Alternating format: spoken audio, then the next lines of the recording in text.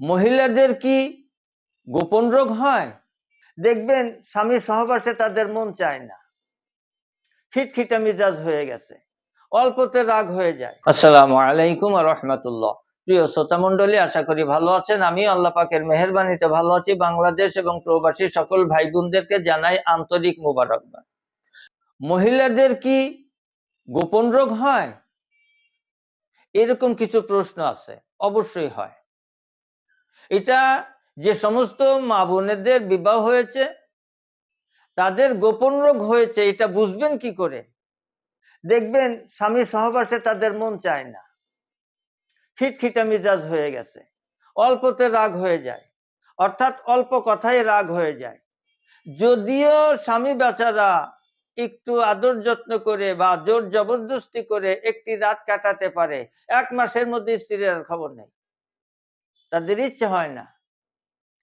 এবং এই ইচ্ছাটা হয় না দুইটা কারণে। যদি তার হরমোন লেভেল 0-তে এসে যায়, অথবা ওই মহিলার যদি লিকুরিয়া বা সাদা সিরাপ থাকে, অবশ্যই তার স্বামীর সহবাসে মন চাবে না। এই গোপন রোগের প্রধান লক্ষণ।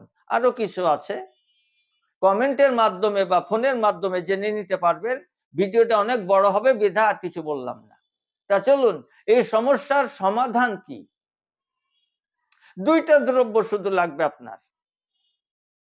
পাহাড়ি আলকুশি দুধে শোধিত করার পরে যে চূর্ণ হয়, এই চূর্ণ নিবেন আপনি 100 গ্রাম, আর জিনসিং চূর্ণ নিবেন 100 গ্রাম। ব্যাস হয়ে গেল।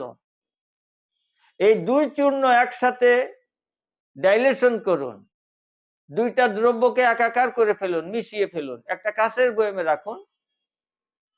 সকালে খাওয়ার পরে 4 চামচের 1 চামচ, রাতে খাওয়ার পরে 4 চামচের 1 চামচ, 1 গ্লাস কুসুম গরম দুধের সাথে। যদি ডায়াবেটিস না থাকে তাহলে অবশ্যই ন্যাচারাল পিওর 2 চামচ মধু নিতে পারেন, যে কোনো মধু, তবে খাঁটি হতে হবে। যে কোনো মধু হোক, শর্ত হলো খাঁটি হতে হবে। এরকম যদি 1 থেকে 2টি মাস কোনো মা বোন সেবন করতে পারে, তাহলে ওই মা বোন তার স্বামীকে নিজেই ডেকে আনবে, গ্যারান্টি সহকারে বলছি, কারণ আল্লাহ পাকের কুদরতি গাছ। তবে শর্ত বিশুদ্ধ হতে হবে। এরকম আপনি 1 থেকে 2 মাস সেবন করুন। যে কোনো পরামর্শের জন্য কমেন্টে এবং ফোনের মাধ্যমে যোগাযোগ করুন। আল্লাহ আপনাদের এবং আমাদের সকলকে সুস্থতা দান করুন, আমিন।